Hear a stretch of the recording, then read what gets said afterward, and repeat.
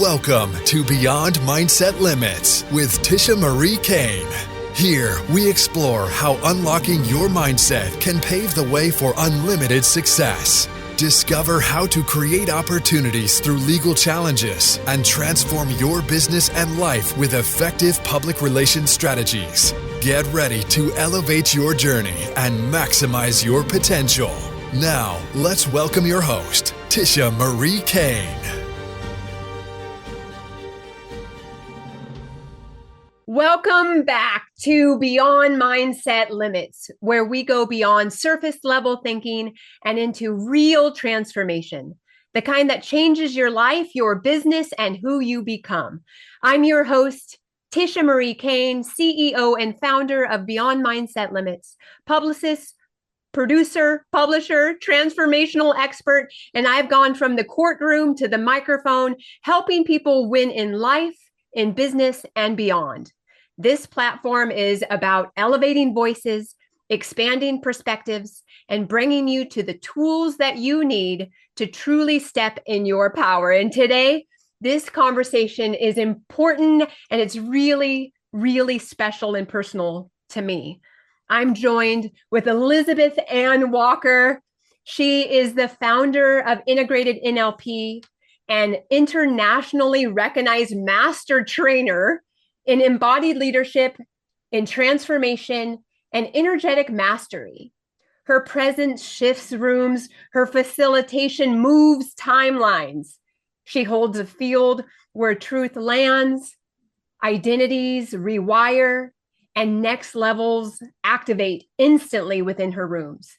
She holds a field where truth lands, identities rewired. I have to say that again because she radically transformed my life too, and we'll get to that. She helps entrepreneurs, leaders, and facilitators across the world turn strategies from plateaus into soul calling work. Her work moves beyond surface level. It's embodied, it's structured, and more importantly, it's lasting. She speaks to the unconscious, the body, the energy, and everything aligns in response. Elizabeth is a leader who mirrors your brilliance, activates your power, and invites the version of you who is ready in the right now. She activates who you become next. And for me, she radically transformed my life. So Elizabeth, thank you to the show.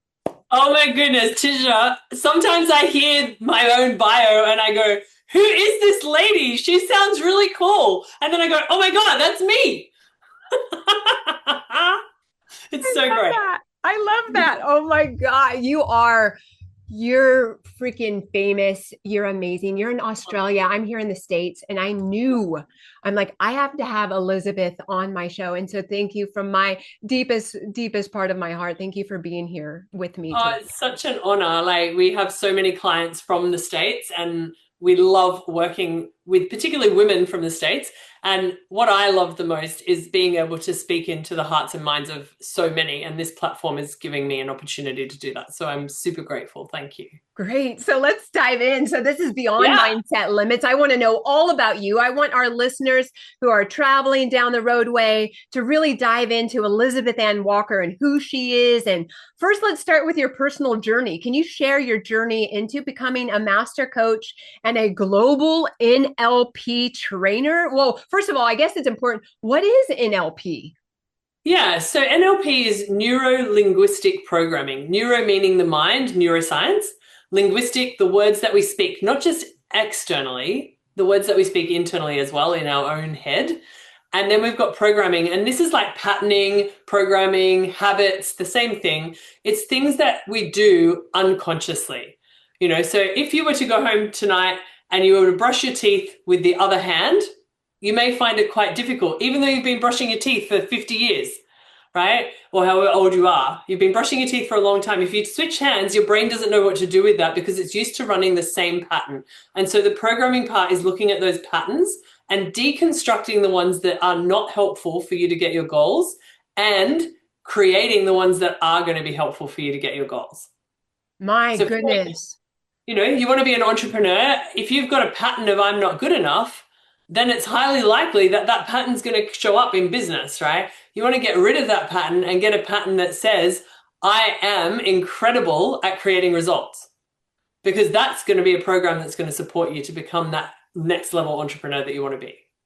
And what I know from you is you're an expert at this, Elizabeth. You are the leading top global trainer in NLP. And if anyone gets to learn NLP, it needs to be from Elizabeth N. Walker. And I endorse you on all fronts, because I'm a master NLP practitioner because of you. Because you challenged me to the next best level of myself. And so you're an expert at this. So I love that. I love that NLP. And do you use NLP in like a daily practice, like at home? Yeah, so I totally believe that NLP is a lifestyle, right? Like there's a lot of trainers out there that teach a set of techniques, and it's like, oh, if you have this, use this. If you have that, use that. Actually, the techniques are so much deeper than that, and that's why I call what I do integrated NLP, because it works not just at the surface level. It's not just a series of techniques to fix a series of problems. It's actually a way of life where you show up in your life as the best version of you every single day, and you have the techniques to support you to do that. Yes. And I remember when you taught me these words, integrated and embodied, and I didn't have a freaking clue what that is, right? Because I was so in my logical left brain, being trained and indoctrinated in law school, that I was like, what does this mean? What does integrated embodied mean? What does this mean? And till you broke it down and taught it to me, and I was like, wow, this was a whole new world for me. Yeah. There's a whole lot of people out there that are thinking their feelings Mm. and not feeling their feelings. Mm. And what I mean by that is they say things like, oh, just give me a few moments to process that. Or they go, I'm just, like I can totally see where the hurt came from. And so I'm just trying to manage, how I respond to that. That's all thinking your feelings. Actually letting that emotion course through your body. And when we talk about emotion, it's energy in motion, right? Like it needs to move. It needs to move to be resolved. It needs to move to be felt. It needs to move to be able to move through you. And your life is as a vessel and a conduit for energy, right? You can create and move energy. It's just always there. And so as you as a conduit, your job is to allow that energetic emotion to move through you. It's not yours to hold on to. It's not yours to be part of you forever. It is simply an experience, and a beautiful experience, of being human. And when we can allow that emotion to move through our body, it keeps moving and it eventually moves out of our body. When we lock it down in our mind, we tend to ruminate on it. So we think over and over and over and over on the same thing. Why did he hurt me? What did I do wrong? How was that me in terms, what did I do to create that? How, blah, blah, blah, blah. It goes crazy in your mind, right? But what about if you just sat with it and let it pass through you? What if you could live a life where you were so congruent with what you were creating that you didn't have to experience negative emotions very often? Right? Now, I'm not going to say that you can live, I know there's toxic positivity, right? So I'm not going to say you can always be happy, amazing, joyful every single minute of your day. However, you can be pretty close. Yeah, absolutely. You can be pretty close. And the beauty of that is the people who think their emotions, not only do they think the negative emotions, they think the good emotions too. And so you never get that true experience and expression of joy. Whereas when you feel it, you can't stop it. Like you are jumping around, you're dancing, you're excited. And that excitement is felt on a cellular level. And that is what keeps us healthy, right? When we've got negative emotion going around in our brain, then on a cellular level, we've got stagnant energy staying in our cells. When we allow positive emotion and negative emotion to flow through us, there's movement around our cells. And on a cellular level, we stay healthier. And I know that from firsthand experience. You know, the more joy I'm in, the more healthy I feel, in allowing that to move through me. And it's so great because, I kind of map it across to, when I have so much joy, I feel like dancing, right? Yeah. But when I'm angry, I just kind of sit. But if I'm angry and I hit some pillows and let it move through me, it's Yes. only like 2 minutes and I'm done.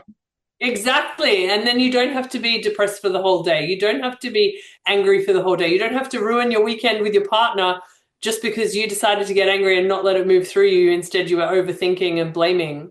Like, that's not necessary. Right. My husband is still learning this lesson. It's so great.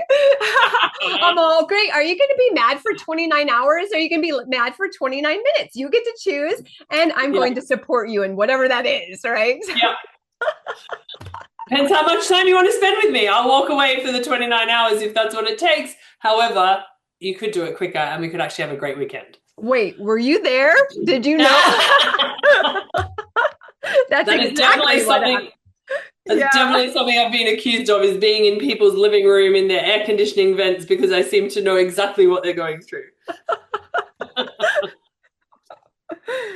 So, how do you define mindset, and why do you believe it's crucial for personal and professional growth? Yeah, so this is really interesting because mindset, the word itself, actually implies stagnation. And I want to dig into that. So, we all know about fixed mindset versus growth mindset. Fixed mindset where, failure is the limit of my abilities. In other words, the first time you fail, you're like, oh, well, that's it. That's all I can do. And then we know about growth mindset where it's like, okay, failure is an opportunity to grow. So, okay, I'm going to push past that. Both of those things have limitations. What I believe in is creative, imaginative mind flow. Right? Creative, imaginative mind flow. This is where failure is the desired outcome. And the reason I say this might come as a big surprise to people who are focused on success. Actually, you cannot know your success until you know the limits of your failure. Right? And so how can you push so hard in the direction you choose that you can fail so that you can learn faster how to do it better? Wow, Elizabeth, you're dropping bars. Like, this is so freaking I'm sitting here taking notes still because I'm a student of life. I'm a student of you. I'm a student of mindset and creative imaginative mind flow. This is radical. Keep going. Keep going. So like if we look at fixed mindset, you're either I'm good or I'm not good at something. In growth mindset, I can learn to do anything I want to learn. In mind flow, we're moving into I know how to do more than I know. Ooh. Say that again. I know how to do more than I know. Whoa. Because if we consider that we're only using, 10% of our brain at any one time, what we think we know is far less than what we actually know. And so if we feel as though we have to know whether we can achieve something, that's actually a limitation. We want to know that we know more than what we know. And that's mind flow. If we go down to fixed mindset again, in fixed mindset, people don't like to be challenged because the minute they're challenged, they feel like a failure. In growth mindset, we recognize that challenges help you to grow. However, in mind flow, it's like, give me the challenge.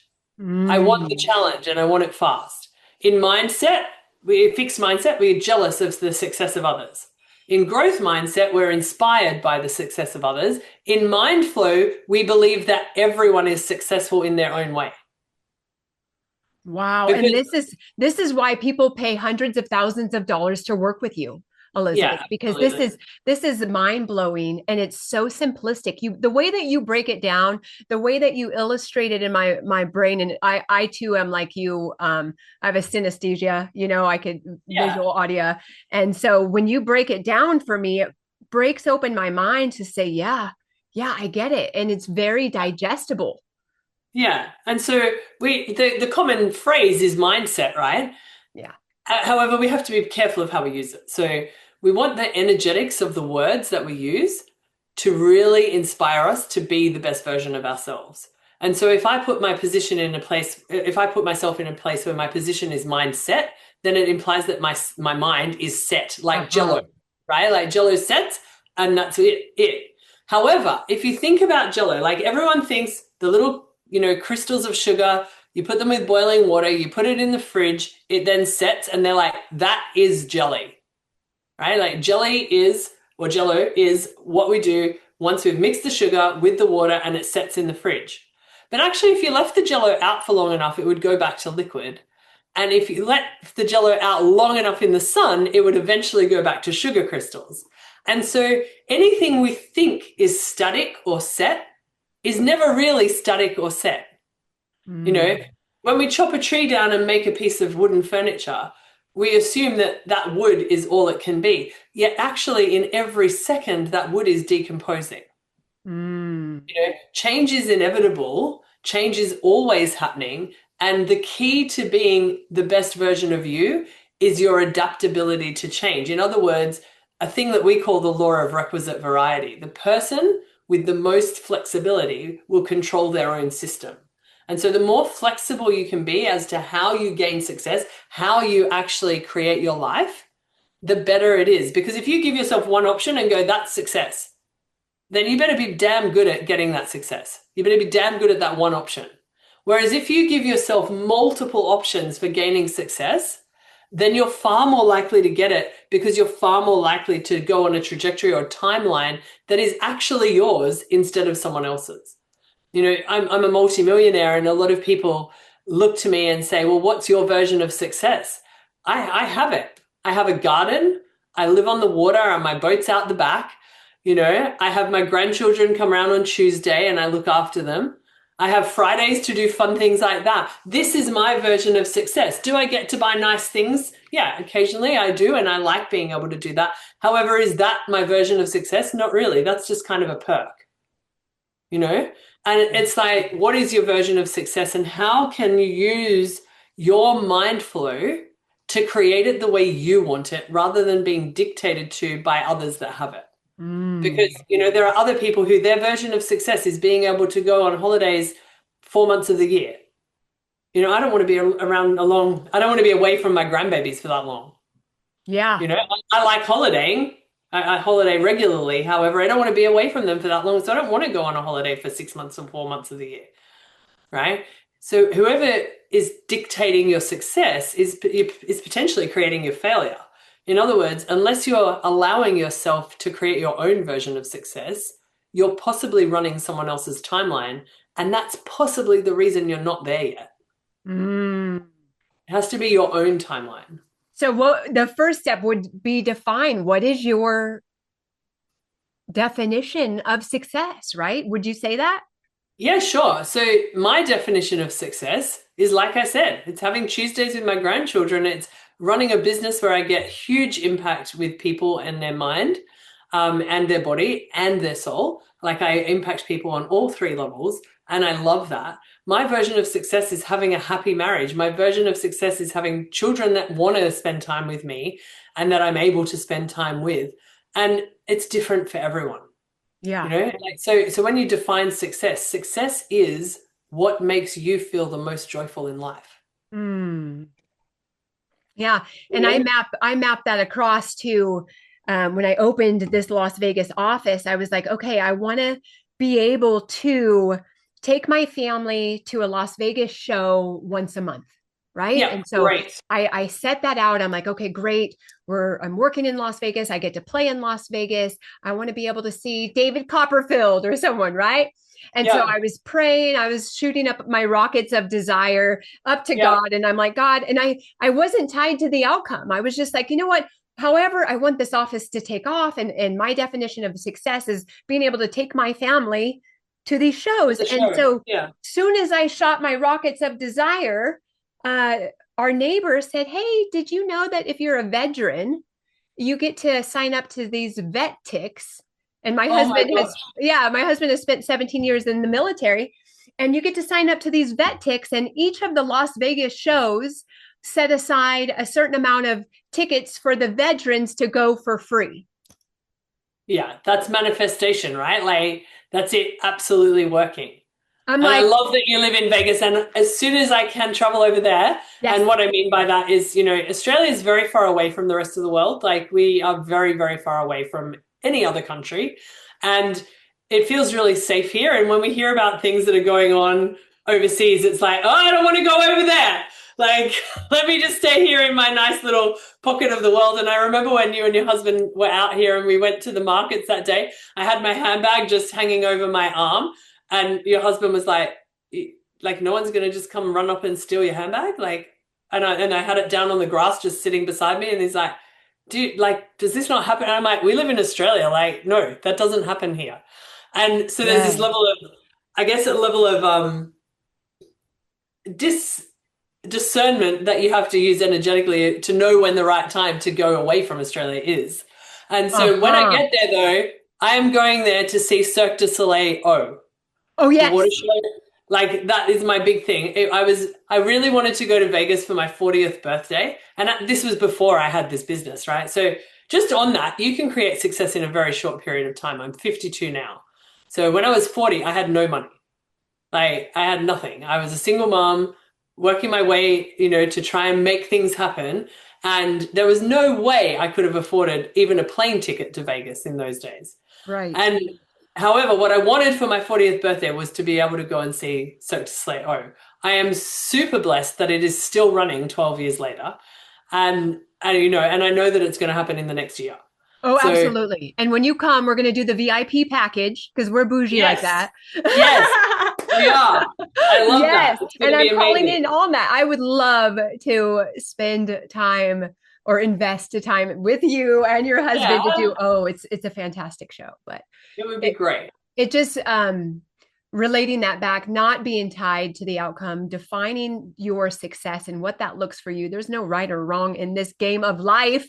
And that's why I'm so joyous, because I really, and you taught me this, moving from, the effect of my life into the cause of my life. And I didn't understand that when I was taking your NLP course from the States, and I was on Australia time, and you and another coach kept saying, she's at the effect of her life. And I was like, okay, this is gobbledygook, just like when I was joining law school and they're like, okay, just keep referencing, if you didn't know a word, a legal word like subpoena, you would pull open your legal law dictionary and you would map it across.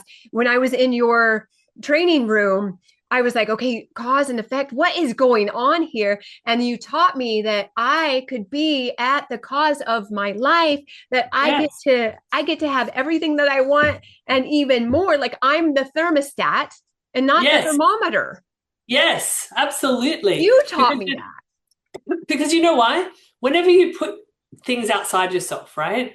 So like when you say it's their fault, or it's because of this, or this is why I do this, you give away all of your power to the event or the person or the thing that you have no control over. And therefore you have no control. When you go, actually, I created this. I didn't mean to. I didn't want it to be that way, but I accept responsibility on some level for it. Then you get to be in control of your life, and you actually have the power to do something about it. And so being at cause is a really important thing. Whenever you find yourself, and for all the listeners out there, whenever you find yourself out there blaming others or even the weather, like I didn't go for a walk today, so I've missed my fitness goals because it's raining. Well, like you're waterproof, you have skin. Like if you're really dedicated to actually releasing weight, then you go for a walk even though it's raining, or get on a treadmill at the gym.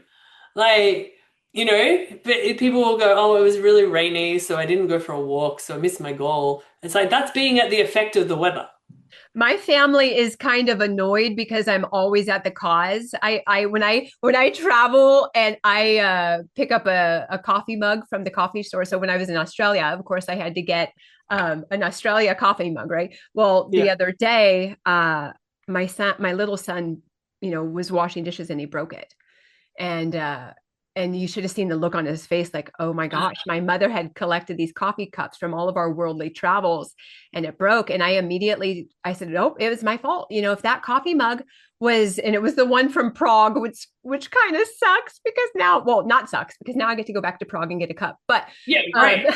Right. So, if that coffee mug was really important to me, I should have taken responsibility and washed those cups by hand and put them back into the cabinet. it's my fault, not yours. And they're like, oh God, they were grumbling and stuff, but that's how I live my life. No, I take full responsibility for whatever is happening in my field. And it's radically transformed my life. Absolutely, because it gives you back all of your power. It lets you decide what happens next instead of letting the whims of the world decide what happens next. Yeah. Great. Yeah. Perfect. So I want to know more about embodied leadership, because you help entrepreneurs, you help executives, you help high-level C-suite entrepreneurs move through this. What does embodied leadership mean to you, and how can individuals cultivate this quality for themselves? Yeah, great. So this comes back to that same thing I was talking about earlier, where people are thinking their feelings rather than feeling their feelings. And I want to take you on an etymology journey. So etymology is the study of where words started, right? So in the beginning, the dictionary was invented by people all over the world sending mail in as to what different words meant and how they were created. And then they got a consensus on what a word meant, and then they put it in the dictionary. Right? So etymology is the historical part of the word. So when we look at the word leadership, we've got two main words in it, which one is lead, L-E-A-D, and one is ship. Now, in ancient times, lead was a very, very precious material in terms of building, right? If we go back to Roman times particularly. And lead itself used to travel on ships. Now, the concept of leadership is to send something precious out, and equally the ship would come back with something precious. It may not be lead, but it might be wheat or fruit or whatever the exchange was in those days.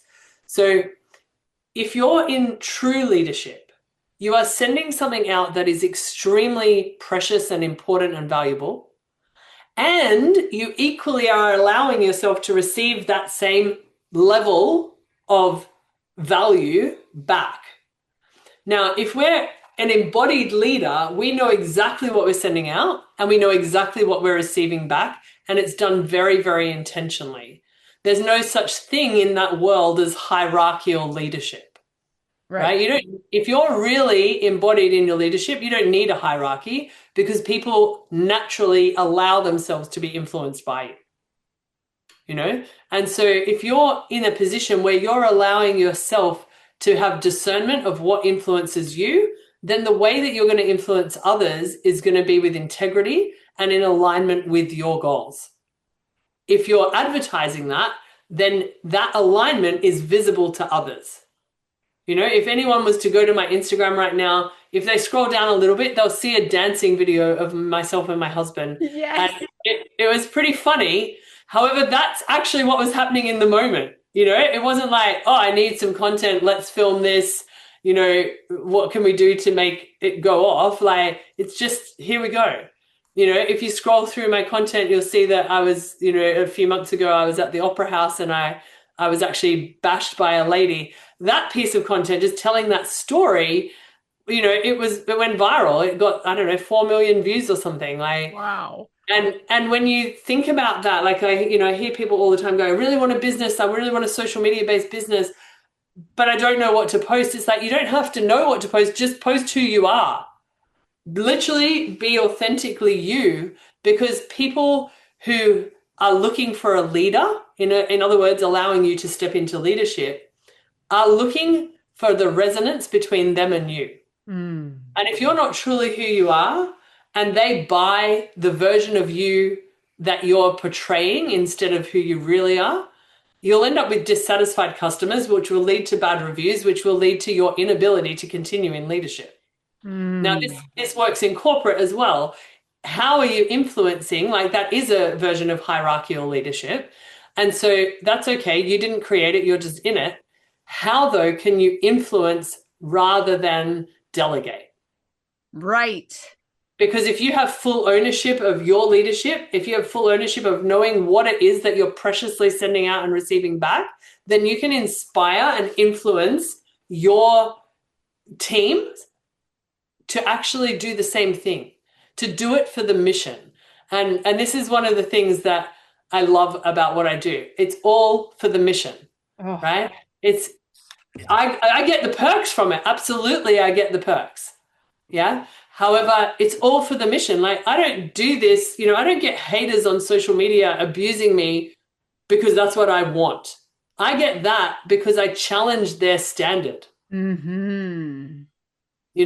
Like I'm someone who, I don't know anyone else who meets their standards the way that I do.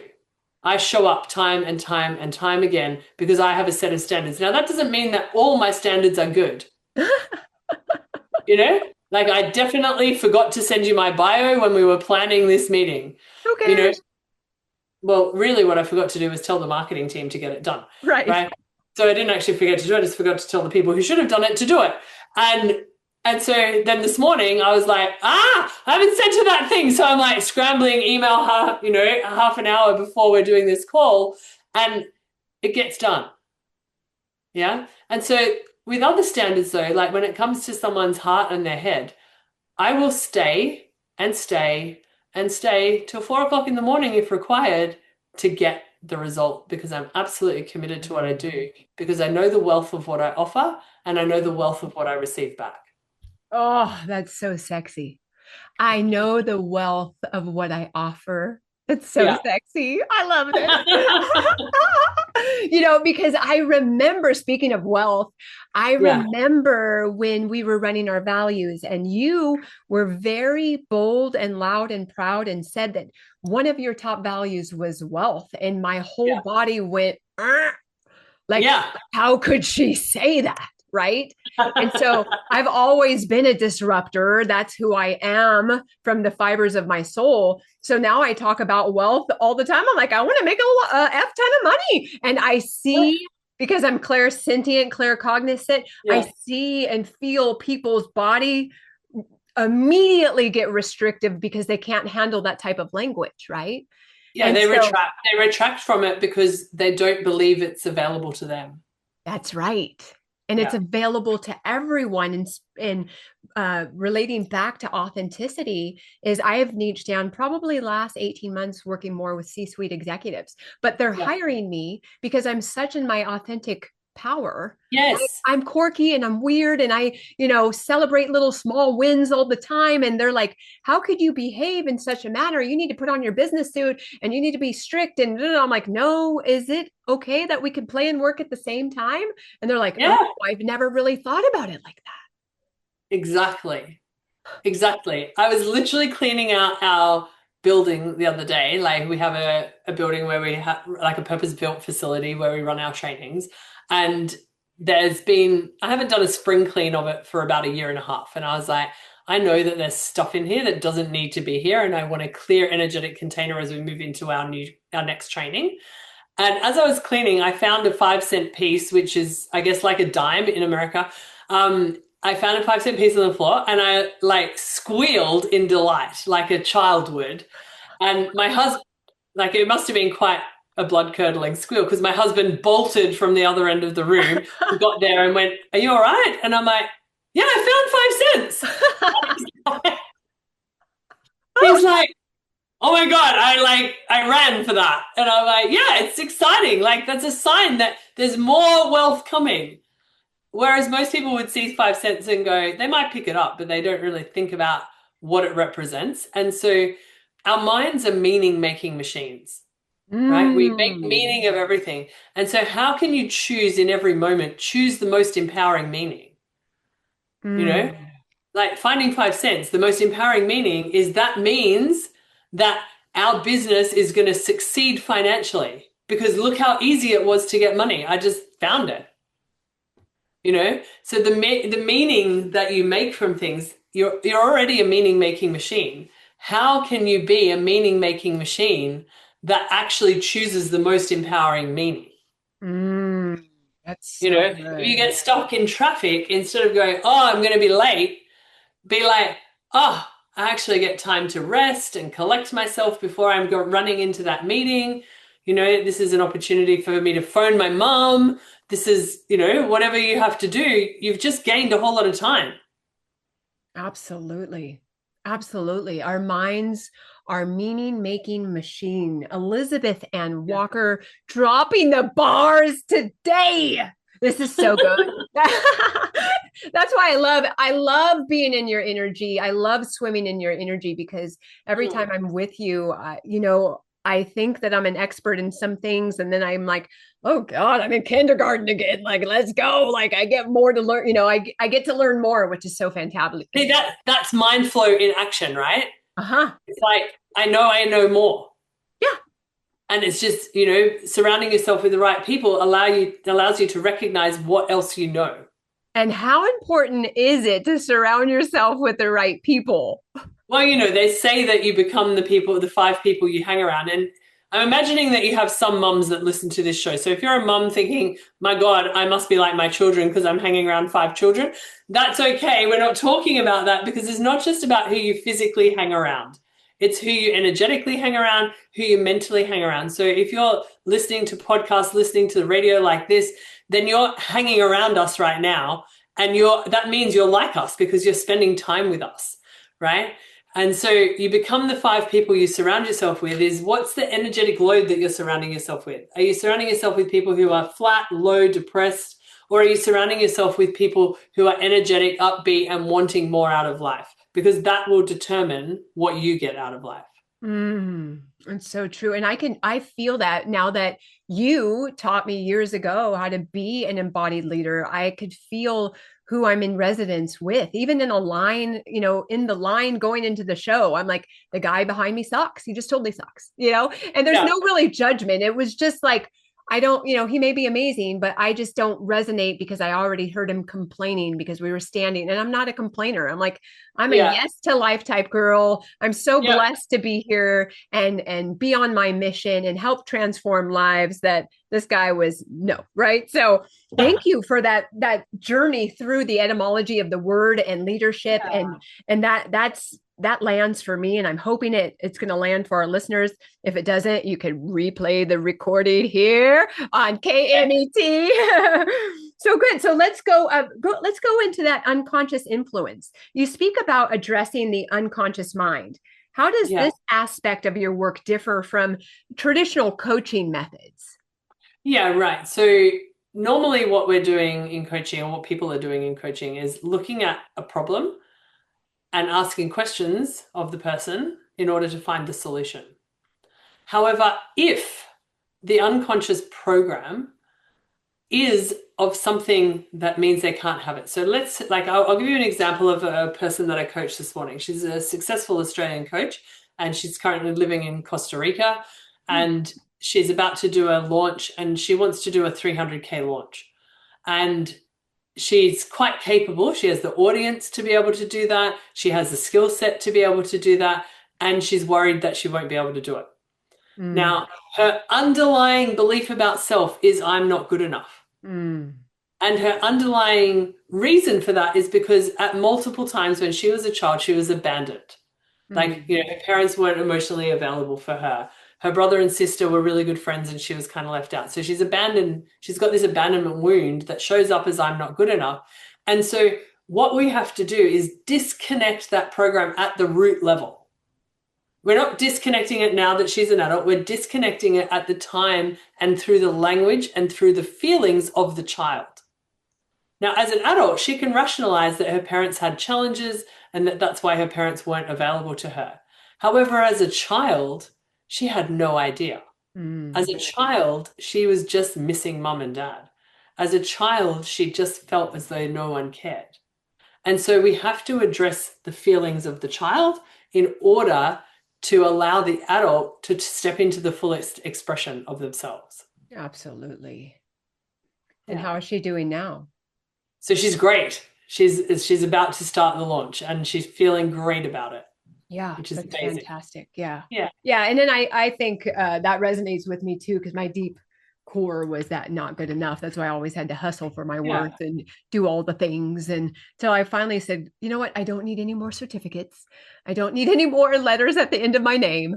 This is dumb. Like, can you just stop already and just believe that you're worthy? Yeah, it's the same as me. I had 4 degrees because I wasn't good enough, so I better learn some more. Yeah. And then when you realize that actually it's a mindset piece, not a brain capacity piece, not an intelligence piece, right? This is one thing I love telling people is intelligence is simply the rate of learning. So a lot of people think they're dumb. They're not dumb. They just haven't actually worked out how to increase their rate of learning. And so if we look at something like AI, which is out there right now, it has a high rate of learning and therefore appears intelligent. So good. However, if we look at AI right now, it currently does not have the ability to have compassion. Right. Right? Because no one's taught it compassion. People have taught it emotions, but no one's taught it compassion. And so that's a human quality. We have the ability to have compassion. We have the ability to choose where we focus our energy. And that's super important. It makes us incredible beings, which means that we can all have success as long as we focus on what we want. Yeah. And my energy is my currency, right? Yes. Yeah. Like I have to be really careful. When I started looking at my calendar, I'm like, why are there several coffee dates here? No, we're not having coffee dates. I'm very highly motivated, highly focused to grow my businesses. And I can't allow time for a coffee date. Like, really? Like, I love you and no. That's like me. People go, I really need individual coaching. And it's like, well, to work with me costs a bomb. And so just come to my training because you will get what you need in the training. And then if you choose to create success, you'll be able to access me further. And it's like people are like, oh, but I want one-on-one. And it's like, sorry, it's not in my desire to do that low level one-on-one. And when I say low level, someone who's just starting out on a mindset journey, come to my training. My training's amazing. It's incredible. And if you're in the States, stay up. Tisha did it. Yes. Like hundreds of people from the States have stayed up all night to do the training. Is it hard? Yes. And you can do hard things. Possibly your life's already hard. So, doing something hard really doesn't make a difference. It just puts you in the right position to make it easier. Yeah. And I had to ask myself, how bad do I want to feel better? Yeah. Right. And you told me in that training, like my flavor in the past was sadness. Yeah. And it was in your modality, ECT, emotional change technique, that radically broke me open. And I was able to neutralize sadness at the root. And then I went on to do this exact work. And I'm moving out. It's funny that you say one-on-one because I'm moving out of that one-on-one, it's a lot. And people, to work with me is a lot because I transform lives, but I want the full yes. Like when I showed up for your training, I was like, Elizabeth, I am like gaping. My heart is gaping wounds. I need someone to teach me other than this indoctrination. I need someone to break me wide open for me to be able to see that there's a better life for me. And that's exactly what you did. And so just going down through those processes really it was a door to more. So my heart. Yeah, and I think that's the thing, Tisha, like the work that you and I do, it's transformative, and it's not transformative in a motivational way. And what I mean by that is you can go to a one-day motivational event and you're going to feel great on the day. Yes. You might even feel great for 3 weeks. Right. However, it's not going to touch you at that unconscious level. And so eventually the old program, the old patterning will just run its course and you'll end up doing the same thing over and over, expecting a different result. Some people would call that insanity. When you step into one of our rooms, like either into coaching with you or into one of my training rooms, you are actually going to experience transformation at the unconscious level. And that pattern will be neutralized forever. You will not be able to run it. It's like rebuilding a train track. Your mind can't run down that track anymore. Your mind goes down the new track. And if you spend enough time in the old version of you doing the old things, then sure, you may be able to reinstall the track in the old method. However, you will find that very difficult because your own voice will be in your head going, this is not what I want. This is not okay anymore. I'm not that person anymore. Mm-hmm. So rewiring that at that root cause is what's most important. Yeah. Absolutely. And it really works. And it's the old paradigm of talk therapy. I realized talk therapy was keeping me stuck looking at all the other stuff. And I was like, what is going on? And I remember the day that said, I am not going in no bagging on the woman's haven, but I remember saying, I can't go back to the woman's haven because they keep talking about what happened to me. And I certainly just don't want to talk about that anymore. Right? Yeah, because the thing is your brain can't distinguish between reality and non-reality. So if you keep talking about a problem, your brain is experiencing that problem as if it's happening all over again. Right? Now, that doesn't mean you should never talk about your problems. Obviously, talking about your problems initially to someone who is great at looking at the problem, finding the root cause, and disconnecting the version of you that made that problem possible, that's important. However, if you're going to a therapist where they're just talk, and you say the same thing every single week, you turn up there and they go, how are you going with that thing that happened to you? And you have to talk about it again. They're just reinstalling the problem deeper and deeper into your mind.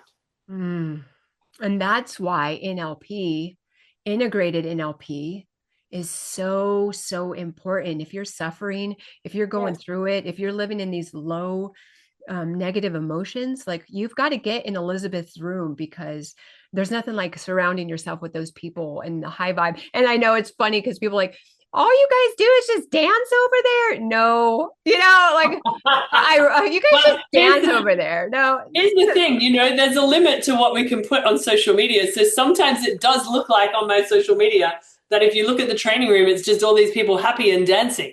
And that's just what we can put on there. Like the depth of what happens in that room is indescribable to people. Yes. We really get to the core wounds of what's happened to people, and there's big stuff that gets released in our rooms, and there's a sacredness around that doesn't belong on social media. Oh yes, it is so sacred. Yeah. How I know you have tons of offerings. I know you have tons of offerings, but if someone wanted to just start, if they're in that fetal stages of waking up and understanding and comprehending that there's more, and I get to live a bigger life, and I'm stuck and I need help, what's the first level to work with you, and what should they do? Yeah. So first of all, they should actually contact me on social media. Yeah. So jump onto my Instagram, ElizabethAnnWalker_EAWTC. Send me a message, because I actually manage my own Instagram. So I'm the person writing back to you, because I deeply believe in people. So I want to have that connection. Yes. The second thing is we have two different entry points, right? So if you're ready to invest, and you can, then I want you to invest at that level and jump into our integrated NLP training. If you're not ready for that, then jump onto our Bloom, which is our women's space, a really nice, gentle entry point. We have an online Bloom that happens. It happens in the evening Australian time, which is early morning US time. Perfect. If you're in Pacific Standard Time. And these kinds of things are totally available to you. But literally start consuming content. Jump on my YouTube channel. I binge watch you and Katie over there. You girls are like killing it, or life in it, whatever you want to call it. But you girls are just putting out. I'm like, why are they even sharing this information? This information should be at a fee, because you guys are like giving this information out for free. If they could just binge watch your YouTube and swim in your energy a little bit, you could see what you have to offer to help them get to the next level, if that's what they want. Yeah, absolutely. Yeah. Great. Okay, good. So we are here with Elizabeth Ann Walker. She is a master coach, a visionary. She's a global NLP trainer. And we have a couple of minutes before we're shores up here. What do you want to leave our listeners with, Elizabeth? I know your heart is as big as the globe, and I just love you so much. And you have dropped so much wisdom and bars into this Beyond Mindset radio show today. So I'm so freaking grateful. If there's one thing that you can leave our listeners with, what would that be? In life, there's love or there's fear. The world is what you make it. You get to choose. Great. So let that land. Thank you again for your time today. I love you.